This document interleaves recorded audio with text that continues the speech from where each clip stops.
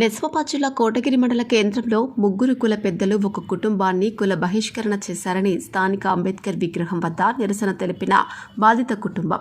ఈ సందర్భంగా బాధితులు సాయమ్మ, స్వాతి, సాయినాథ్ మాట్లాడుతూ గత 2 నెలల క్రితం సాయమ్మ తల్లి ఇందూరు సరస్వతి మరణించడంతో కుల పెద్దలు అయిన బేగరి రాములు అంత్యక్రియలకు రావడానికి 1 లక్ష రూపాయలు ఇవ్వాలని డిమాండ్ చేయడంతో బాధితులు నగదు ఇవ్వకపోవడంతో ముగ్గురు కుల పెద్దలు సరస్వతి అంత్యక్రియలకు కులం నుండి ఎవరూ రాకుండా అడ్డుకొని మనోవేదనకు గురి చేసిన బేగరి రాములు, పాల గంగారాం, జంగం సాయులపై కేసు నమోదు చేసి చట్టరీత్యా చర్యలు తీసుకోవాలని కోటగిరి పోలీస్ స్టేషన్లో ఫిర్యాదు చేయడం జరిగిందని, ఈ ముగ్గురి వల్ల కులంలో ఇతర ఏ కుటుంబానికి ఎలాంటి పరిస్థితి రాకూడదని బాధిత కుటుంబ సభ్యులు తెలిపారు. ఇంటింటికి చెప్పేసిందన్న అందరికీ అంటే రమేష్ మమ్మల్ని చేసి ఇంటింటికి వీళ్ళ చావుకి ఎవరు పోవద్దని చెప్పేసి ప్రతి ఒక్కరిని బెదిరించి ఒకవేళ వాళ్ళ చావుకి వెళ్తే మీకు కూడా ఇదే పరిస్థితి కల్పిస్తామని చెప్పేసి వాళ్ళకి భయపెట్టి ఇంటి వెనకాల రెడీ చేసిందన్న. చావుకి ఎవరు రాలేదు. ఆఖరికి పొందగవడానికి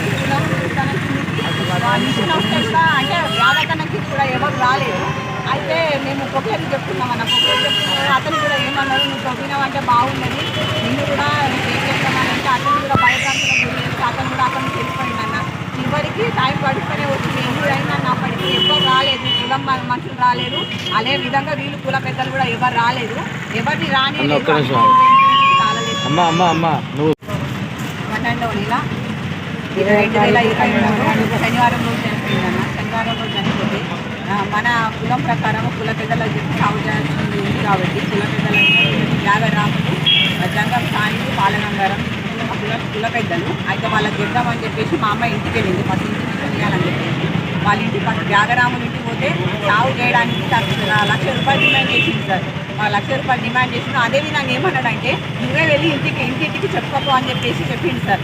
అయితే మా అమ్మ సరే చెప్పుకుంటా అని చెప్పేసి పాలగంగారం ఇంటికి వెళ్ళి జంగం సాగింది. వాళ్ళు యాక్సిడెంట్ ఎవరు లేదు సార్. ఫోన్ చేస్తే ఫోన్ స్విచ్ ఆఫ్ పెట్టుకున్నారు. ఆ మొత్తం యాగరాములు మాత్రమే మొత్తం డైరెక్షన్ నడిపిస్తారు వీళ్ళకు.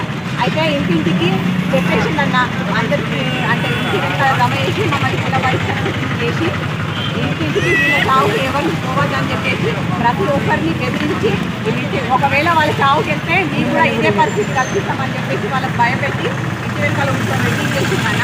చావుకి ఎవరు రాలేదు. ఆఖరికి పొందగవడానికి అంటే యాదకన్నకి కూడా ఎవరు రాలేదు.